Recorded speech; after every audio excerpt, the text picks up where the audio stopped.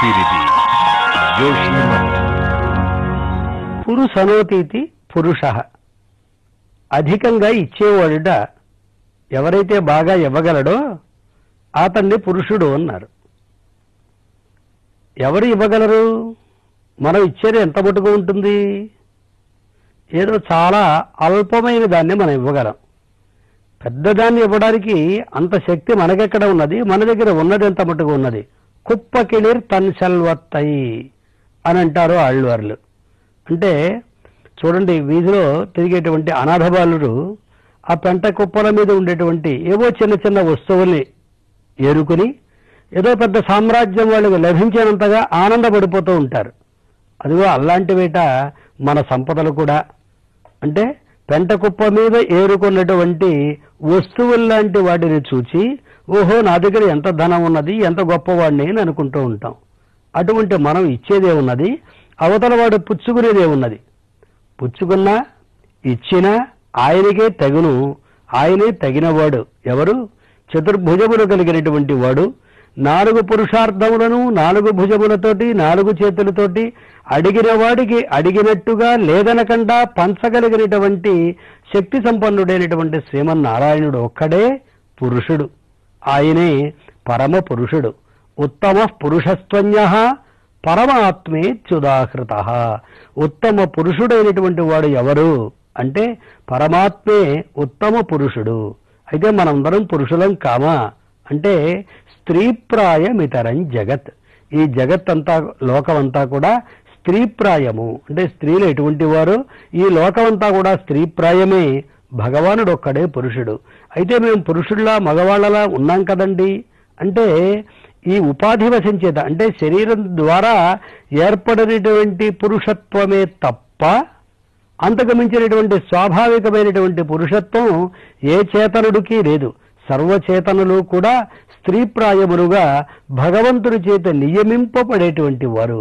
భగవానుడొక్కడే పురుషుడు, ఆయనే పరమపురుషుడు. ఆ పరమపురుషుడు పరమ ప్రీతితోటి వేయించేసి ఉండేటువంటి దివ్యక్షేత్రం ఈ జోషిమఠ్. ఈ క్షేత్రాన్ని దర్శించి పరమపురుషుని యొక్క దివ్య కృపని మనం పొందుదాం. పదండి. బదరికాశ్రమానికి సుమారు 40 కిలోమీటర్ల దూరంలో ఉండే ఈ తిరుప్పిరిది క్షేత్రాన్ని ఈనాడు జోషిమఠ్ అని పిలుస్తున్నారు. ఒకప్పుడు దీనికి రతిగ్రామ్ అనే పేరుండేదట. దేవప్రయాగ నుంచి సుమారు 170 కిలోమీటర్ల దూరంలో ఉండే ఈ దివ్య క్షేత్రాన్ని పెద్దలు ఎలా కీర్తిస్తున్నారో వినండి.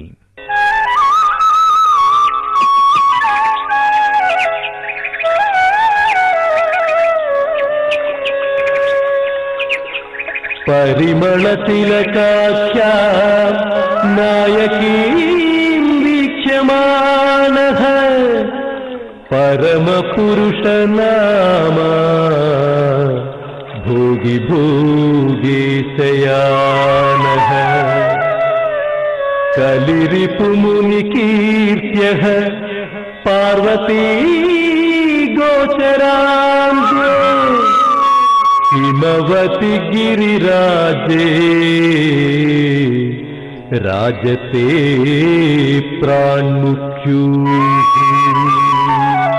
గోవర్ధనేంద్ర తీర్థాఢ్యే తిరుప్పిరితి పట్టణే మానసఖ్య సరస్తీరే గోవర్ధన విమానగః.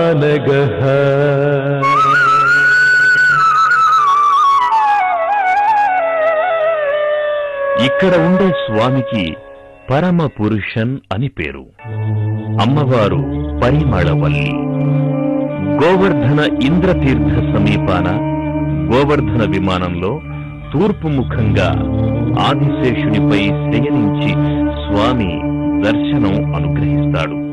పార్వతీదేవికి ప్రత్యక్షమైన ఈ క్షేత్రాన్ని తిరుమంగయ్యాళ్వార్ ప్రస్తుతించారు.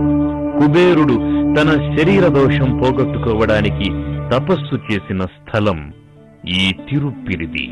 అయితే ఈనాడు ఇక్కడ మానస సరస్సు గాని, ఆనాటి ఆలయం గాని, వాటి తాలూకు అవశేషాలు గాని మనకు కనిపించవు. బహుశా 17, 18 శతాబ్దాల్లో వచ్చిన భూకంపాల్లో అవన్నీ భూస్థాపితమై ఉండొచ్చు. అయినప్పటికీ ఆళ్వార్లు మంగళాశాసనం చేసిన దివ్యక్షేత్రం కనుక ఈ క్షేత్ర దర్శనమే సకల పాపహరం. అంతేకాదు, తిరుమంగయ్యాళ్వార్లు తిరితి చెండ్రు ఆడైనెంగే ఓ మనసా తిరుప్పిరిది క్షేత్రాన్ని ఆశ్రయించు అంటూ క్షేత్ర దర్శనాన్ని ప్రధానంగా ప్రస్తుతించారు. కుబేరుడు పరమశివునకు ఆంతరంగిక మిత్రుడు. ఈ కారణాన అంతఃపురం దాకా అతడు రాకపోకలు సాగించేవాడు. ఒకనాడు పార్వతీ పరమేశ్వరులు ఏకాంతంలో ఉన్న సమయాన కుబేరుడు అంతఃపురంలోకి వెళ్లబోయాడు. ప్రమథగణాలు వారించినా వినలేదు. ఇలా అంతఃపురంలోకి ప్రవేశించిన కుబేరుణ్ణి చూచింది పార్వతి. తమ ఏకాంతవాసానికి భంగం కలిగించాడని కోపించి అతణ్ణి కుబేరుడు అంటే వికారమైన శరీరం గలవాడవు కమ్మని శపించింది. ఆ శాపానికి గురైన కుబేరుడు తిరిగి స్వస్థతను పొందడానికి ఈ తిరుప్పిరిది క్షేత్రంలో తపస్సు చేశాడట. అతని తపస్సు ఫలించి స్వామి ప్రత్యక్షమై అతని శరీర దోషాన్ని పోగొట్టాడట.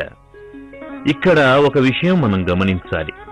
ఒకే విధమైన ఇతివృత్తాలు మనకు 1-2 చోట్ల కనిపిస్తాయి. అయితే ఇందులో ఏది సత్యం అనే సందేహం వస్తుంది. రెండూ సత్యమే. ఒక కల్పంలో ఒక చోట జరిగితే మరో కల్పంలో మరో చోట జరుగుండొచ్చు. కల్పం అంటే కాలభేదం అన్నమాట. కల్పభేదం చేత స్థలభేదం కూడా ఉండవచ్చును. కనుక అన్నింటినీ సత్యంగానే భావించాలి. ప్రస్తుతం ఈ తిరుప్పిరిది క్షేత్రంలో మనకు 2 ఆలయాలు కనిపిస్తాయి. అందులో ఒకటి వాసుదేవ మందిరం. ఇదే ఆళ్వార్లు కీర్తించిన క్షేత్రం అని కొందరి అభిప్రాయం. ఇక్కడ వాసుదేవమూర్తి 3 అడుగుల ఎత్తున నిలబడి దర్శనం అనుగ్రహిస్తున్నాడు.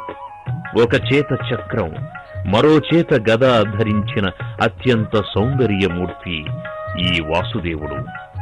ఇక రెండవది నరసింహస్వామి వారి ఆలయం. ఒకప్పటి ఆలయం శిథిలమైపోతే ఆచార్య శంకరుల వారు తిరిగి ప్రతిష్ఠ చేశారని ప్రతీతి. ఒకవైపు బదరీనారాయణులు, మరోవైపు సీతారామ లక్ష్మణులు కొలువుదీరి ఉండగా మధ్యలో దర్శనం అనుగ్రహిస్తాడు నరసింహస్వామి. ఈ ఆలయంలో చండిక కూడా మనకు కనిపిస్తుంది. ఆనాడు హిరణ్యకశిపుడు తన భక్తుడైన ప్రహ్లాదుణ్ణి అనేక బాధలకు గురిచేశాడు.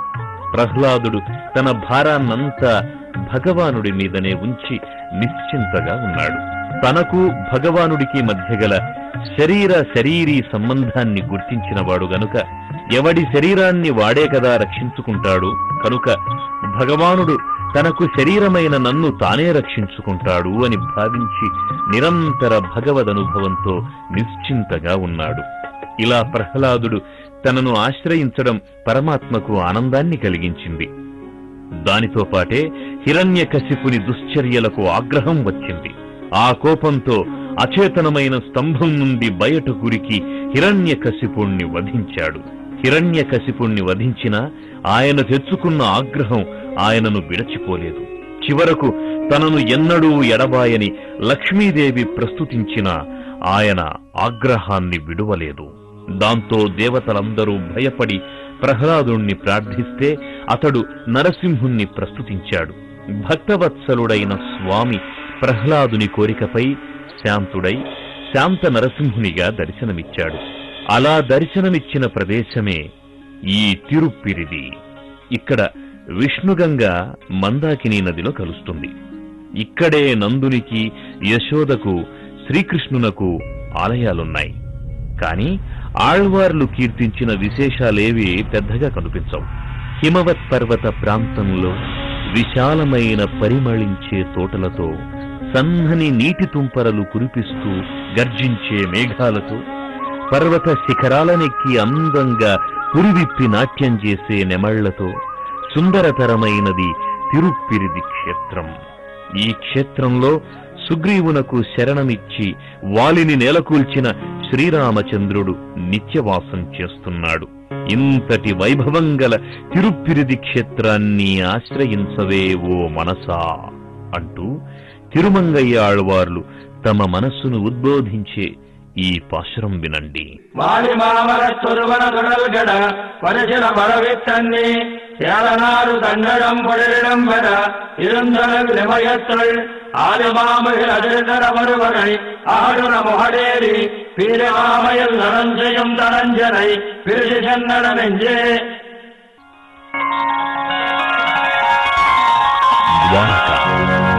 ద్వారకాధీశుడైనటువంటి శ్రీకృష్ణ భగవానుని దివ్య అవతార ప్రయుక్తమైన గాథల చేత పురీతమైనటువంటి క్షేత్రం ఈ ద్వారకా క్షేత్రం. రుక్మిణీ వివాహం జరిగినటువంటి దివ్య ప్రదేశం ఈ ద్వారకా క్షేత్రం. ఒక జీవుడు పరమాత్మను పొందడానికి చేసేటువంటి ప్రయత్నం ఏ విధంగా ఫలించి ఆ పరమాత్మతోటి ఈ జీవునికి వివాహం జరుగుతుందో దానికి ప్రతీకగా జరిగిన కళ్యాణమే రుక్మిణీ కళ్యాణం. రుక్మిణి అనేబడేటువంటి ఒక జీవుడు నారదుడు లేక పెద్దలు తండ్రి మొదలైనటువంటి వారి భాగవతుల యొక్క సమూహం చేత భాగవత గోష్ఠిని సద్గోష్ఠిని సేవించడం చేత భగవానుని యొక్క కళ్యాణ గుణములను వినడం జరిగింది. అంటే ఈ చేతనుడు ముందు సత్సహవాసం చెయ్యాలి, సత్పురుష సహవాసం చెయ్యాలి. సత్పురుషులుంటే భగవానుణ్ణి మనస్సులో ఉంచుకున్నవారు, భగవానునికి పరతంత్రులుగా ఉండేవారు, భగవానుణ్ణి ప్రేమించేవారు. అటువంటి సజ్జన గోష్ఠి చేస్తే ఆ సజ్జన గోష్ఠి ద్వారా భగవానుని యొక్క వైభవం తెలుస్తుంది. భగవంతుని యొక్క కళ్యాణ గుణములు తెలియగానే ఈతన్ని తప్ప మరొకరిని ధ్యానించకూడదు, మరొకరిని ఆశ్రయించకూడదు, ఆయనే మనకి సర్వస్వము అనేటువంటి భావన కలుగుతుంది. ఆ భావన కలగడానికి ముందుగా మనలో కొన్ని యోగ్యతలు ఏర్పడాలి. కన్య అయినటువంటి ఒక వధువు వరుణ్ణి నిర్ణయించుకోవడానికి తన యొక్క మనస్సులో కొన్ని ఆలోచనలు చేస్తుంది. ఇదిగో ఇటువంటి రూపము, ఇటువంటి గుణములు, ఇటువంటి సంపాదన, ఇటువంటి అధికారము కలిగినటువంటి వాడు నాకు భర్తగా రావాలి అని అనుకుంటుంది. అదిగో అలా అనుకోవడానికి ఆయా వ్యక్తుల యొక్క గుణగణములన్నిటినీ కూడా ముందు విని వాటి ద్వారా తనకు కావలసిన దాన్ని తాను నిర్ణయించుకున్నట్టుగా ఈ సత్పురుషుల ద్వారా భగవంతుని యొక్క కళ్యాణ గుణములను విన్నటువంటి ఈ జీవుడు ఆయనే తనకు పతిగా కావాలి అని ప్రార్థించడం జరుగుతుంది. అయితే ఆ భగవానుడు అంత సులభుడుగా మనకి లభ్యమవుతాడా? ఎవరి ద్వారా లభ్యం అవ్వాలి? ఆచార్యుల ద్వారా మనకి లభించాలి. అదిగో అటువంటి ఆచార్యుడే ఇక్కడ అగ్నిజ్యోతనుడు అనేటువంటి బ్రాహ్మణుడు. ఈ అగ్నిజ్యోతనుడు ద్వారా ఈ జీవుడు అనబడేటువంటి రుక్మిణీదేవి తన యొక్క సందేశాన్ని పరమాత్మకు పంపిస్తే విన్న వెంటనే ఆయన వచ్చి మనకి ప్రతిబంధకములుగా ఉండేటువంటి శత్రువులు ఎవరైతే ఉన్నారో అంటే కామక్రోధాది శత్రువులని ప్రతిబంధకంగా ఉండేటువంటి శరీరాన్ని అన్నిటినీ పోగొట్టి తీసుకువెళ్ళినట్టుగా ఆనాడు రుక్మిణీ వివాహానికి ప్రతిబంధకములుగా ఉండేటువంటి శిశుపాలాదుల్ని జయించి ఆ రుక్మిణీదేవిని తీసుకువెళ్లి కళ్యాణం చేసుకున్నటువంటి పరమ పవిత్ర ప్రదేశం ఈ ద్వారకా క్షేత్రం. ఈ ద్వారకా క్షేత్రాన్ని దర్శించి ఆ శ్రీకృష్ణుని యొక్క కాలానికి మనం కూడా చేరుకొని ఆ దివ్య వైభవాన్ని దర్శిద్దాం, తరిద్దాం. శ్రీకృష్ణుని దివ్య గాథలతో ముడిపడి ఉన్న ఈ ద్వారకా క్షేత్రం ముంబై ఓఖా రైలు మార్గంలో ఓఖా పోర్టు నుండి దాదాపు 35 కిలోమీటర్ల దూరంలో ఉంది. ముక్తిపద క్షేత్రాలు 7 ద్వారకా ఒకటి. ఇక్కడుండేవారు సుకృత విశేషం చేత స్వర్గానికి వెడతారు గనుక ఇది స్వర్గద్వారం. అదే ద్వారకయ్యింది. మన దేశానికి పశ్చిమ దిక్కున ఉన్న ఏకైక దివ్య దేశం ఈ ద్వారక. గోమతీ తీరంలో ఉన్న కారణాన దీనికి గోమతీ ద్వారక అనే పేరొచ్చింది. ఈ క్షేత్రాన్ని పెద్దలు కీర్తిస్తున్నారు, వినండి.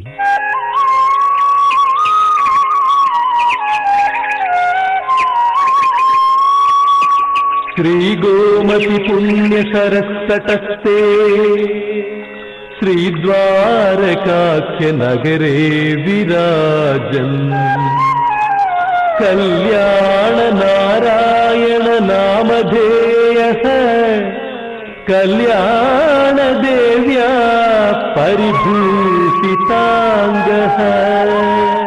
दिव्याट्ट महिषीनाथो द्रौपदी दृष्टिगोचरः हेमकूट विमानस्थः पश्चिमाभिमुखाननः पराङ्कुश कलिध्वंसी गोदा विष्णुमनस्तुतः।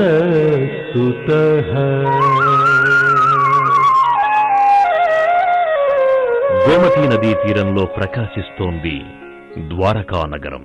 ఇక్కడ వేంచేసియున్న స్వామికి కళ్యాణ నారాయణన్ అని పేరు. అమ్మవారు కళ్యాణదేవి. హేమకూట విమానంలో అష్టమహిషులతో పశ్చిమాభిముఖుడై నిలుచొని దర్శనమనుగ్రహిస్తున్నాడు స్వామి. ద్రౌపదికి ప్రత్యక్షమైన ఈ స్వామిని నమ్మాళ్వార్, పెరియాళ్వార్, ఆండాళ్, తిరుమంగయ్యాళ్వార్ కీర్తించారు. ఈ క్షేత్రం ఏర్పడడానికి గల గాథను తెలుసుకుందామా? కలిపురుషుడు దుర్యోధనుని రూపంలో కురువంశంలో జన్మిస్తే కాలనేమి మొదలైన వారు కంసుడు మొదలైన రాజులుగా పుట్టి లోకకంటకులైనారు. భూదేవి ఈ భారాన్ని సహించలేక శ్రీమన్నారాయణుణ్ణి ప్రార్థిస్తే ఆయన శ్రీకృష్ణుడిగా మధురానగరిలో అవతరించాడు. దేవకీదేవి అష్టమ గర్భం తనకు మృత్యువని తెలుసుకున్న కంసుడు శ్రీకృష్ణుడిని సంహరించడానికి అనేక విధాల ప్రయత్నించాడు. కాని అవేవీ ఫలించలేదు. చివరికి ధనుర్యాగమనే పేరుతో మధురకు పిలిపించాడు. అక్కడ బలరామకృష్ణులు చాణూర ముష్టికులు అనే మల్లయోధులను, కువలయాపీడం అనే ఏనుగును సంహరించి చివరికి కంసుణ్ణి కూడా నేలకొల్చారు. చెరసాలలో ఉన్న కంసుడి తండ్రి ఉగ్రసేనుణ్ణి చెరవిడిపించి మధురకు రాజుగా చేశాడు కృష్ణుడు. కంసునికి ఆస్తి ప్రాస్తి అని ఇద్దరు భార్యలు. వీరు మగధ దేశపు రాజు జరాసంధుని కుమార్తెలు. కంసుని మరణంతో భీతిల్లిన వీరు పుట్టింటికి చేరి తమ దీనస్థితిని గురించి తండ్రికి చెప్పుకున్నారు. తన అల్లుడు శ్రీకృష్ణుడి చేతిలో నిహతుడవడం జరాసంధుడికి కోపం తెప్పించింది. ఈతడు మహాబలుడు. జరాసంధుడు పెద్ద సైన్యంతో మధుర మీదకు దండయాత్ర సాగించాడు. బలరామకృష్ణులు వాణ్ణి ఎదిరించి నిలచారు. చేతికి చిక్కిన జరాసంధుణ్ణి బలరాముడు చంపబోతే శ్రీకృష్ణుడు వారించాడు. జరాసంధుని వధ భీముని చేతిలో ఉన్నది కనుక వీణ్ణి ఇప్పటికి వదిలేయడమే మంచిది అని చెప్పాడు శ్రీకృష్ణుడు. సరేనని జరాసంధుణ్ణి వదిలేశాడు బలరాముడు. ఇదిలా ఉండగా యాదవులకు గురువు గర్గ మహర్షి. ఆయన బ్రహ్మచారి. యాదవులందరూ గర్గ మహర్షిని పెళ్లికి తగనివాడని, సంతానం పొందలేనివాడని మాటలతో హింసించేవారు. దాంతో గర్గునికి కోపం వచ్చింది. యాదవులను జయించే కుమారుడు కలగాలని పరమశివుని గురించి తపస్సు చేశాడు. పరమశివుడు సరేనని ఒక కుమారుణ్ణి ప్రసాదించాడు. గర్గుడు ఆ కుమారుణ్ణి యవనరాజుకిచ్చి పెంచమన్నాడు. అతడే కాలయవనుడు. యవనరాజు వద్ద పెరిగిన ఈతడు యాదవులకు కాలుని వంటివాడు గనుక కాలయవనుడు అనే పేరొచ్చింది. ఇతడు మహాబల సంపన్నుడు. తన తండ్రి గర్గునకు యాదవుల వల్ల జరిగిన అవమానాలు తెలుసుకున్నాడు కాలయవనుడు. యాదవులనందరినీ నాశనం చెయ్యాలని మధుర మీదకు దండెత్తే ప్రయత్నం చేయసాగాడు. ఇది తెలిసింది శ్రీకృష్ణుడికి. కాలయవనుడు మధుర మీదకు దండెత్తి వస్తే మధురానగర వాసులకు గొప్ప ప్రమాదం ఏర్పడుతుంది కనుక వీరిని రక్షించే ప్రయత్నం చెయ్యాలి. అందుకని శ్రీకృష్ణుడు తనకు 12 యోజనాల స్థలాన్నిమ్మని సముద్రుణ్ణి ప్రార్థించాడు. సముద్రుడు సరేనని 12 యోజనాల స్థలాన్ని పడమట సముద్రంలో ఇచ్చాడు. శ్రీకృష్ణుడు విశ్వకర్మను రావించి అక్కడ అందమైన నగరాన్ని నిర్మింపచేశాడు. రాత్రికి రాత్రే తన సంకల్పం చేత మధురానగర వాసులను ద్వారకకు తరలించాడు. ఇప్పుడు మధుర ఖాళీగా ఉంది. జరిగిన ఈ సంగతులు జరాసంధుడికి గాని కాలయవనుడికి గాని తెలియవు. అనుకున్నట్టుగానే కాలయవనుడు మధుర మీదకు దండెత్తి వచ్చాడు. అక్కడ వాడికి బలరామకృష్ణులు మాత్రమే కనిపించారు. వాడు వారిపైకి యుద్ధానికొచ్చేసరికి శ్రీకృష్ణుడు తప్పించుకొని పారిపోసాగాడు. కాలయవనుడు శ్రీకృష్ణుడిని తరుముతూ వెంటపడ్డాడు. ఇలా పరుగెత్తిన శ్రీకృష్ణ పరమాత్మ కాలయవనుణ్ణి ఒక పర్వత గుహ దగ్గరకు తీసుకుని పోయి అక్కడ మాయమయ్యాడు. కాలయవనుడు కృష్ణుని కోసం గుహలో దూరాడు. అక్కడ ఒక ముదుసలి నిద్రిస్తూ ఉండడం కనిపించింది. తనకు భయపడి శ్రీకృష్ణుడే ఈ ముదుసలి వేషంతో నిద్ర నటిస్తున్నాడు అని అనుకున్నాడు కాలయవనుడు. కోపంతో ఆ నిద్రిస్తున్న వారిని కాలితో ఒక్క తాపు తన్నాడు. ఇలా నిద్రాభంగం కలిగేటప్పటికీ ఆ ముదుసలి కళ్ళు తెరచి కాలయవనుడికేసి తిరిగి చూచాడు. దాంతో కాలయవనుడు కాస్త బూడిదైపోయాడు.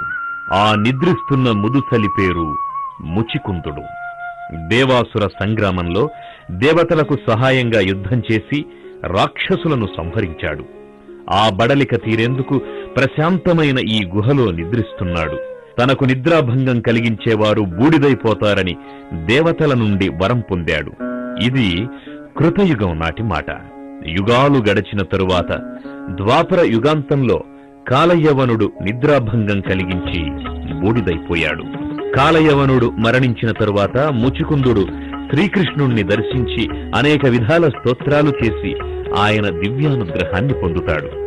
ఆ తరువాత శ్రీకృష్ణ భగవానుడు ద్వారకకు మరలి వచ్చాడు. ఆనాటి నుంచి ఆయన నివాసం ద్వారకే అయ్యింది. ఆ తరువాత ధర్మరాజు రాజసూయ యాగం చేసే సందర్భంలో భీమసేనుని ద్వారా జరాసంధుణ్ణి సంహరింపచేసి రాబోయే భారత యుద్ధంలో దుర్యోధనుడికి వారి సహాయం లేకుండా చేస్తాడు శ్రీకృష్ణ పరమాత్మ. ఇలా సముద్ర మధ్యంలో నిర్మితమైన ద్వారకా నగరం అత్యంత సుందరమైనది. పురీ ద్వారవతీ చైవ సప్తైతే మోక్షదాయకాః అన్నట్లుగా ఈ నగర నివాసమే, దర్శనమే మోక్షహేతువుగా ప్రస్తుతింపబడింది. ఈ ఆలయానికి సమీపంలోనే గోమతీ నది సముద్రంలో కలుస్తుంది. ఇక్కడ స్నానం చేయడం మహాపుణ్యమని పెద్దల భావన.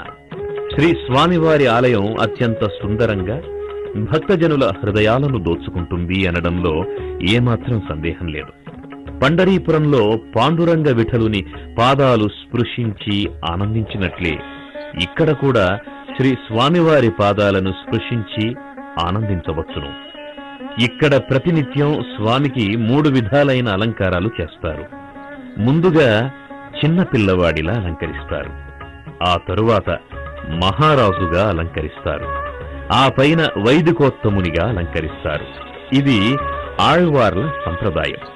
గోమతీ నది సముద్రంలో కలిసే చోట ఒక విధమైన శిలలు మనకు లభిస్తాయి. ఇవి తెల్లగా తేనె పట్టులా ఉంటాయి. కొన్ని 1 చక్రం, మరికొన్ని 2 చక్రాలు, కొన్ని అనేక చక్రాలుండేవి కూడా లభిస్తాయి. వీటికి గోమతీ శిలలు అని పేరు. ఇవి సాలగ్రామాలంత పవిత్రమైనవి. పెద్దలు సాలగ్రామాలతో పాటు వీటిని ఆరాధించడం సంప్రదాయంగా వస్తున్నది. ద్వారకకు సమీపంలోనే సుమారు 2 కిలోమీటర్ల దూరంలో రుక్మిణీదేవి ఆలయమున్నది. ఇక్కడే రుక్మిణీదేవికి వివాహం జరిగిందని చెబుతారు.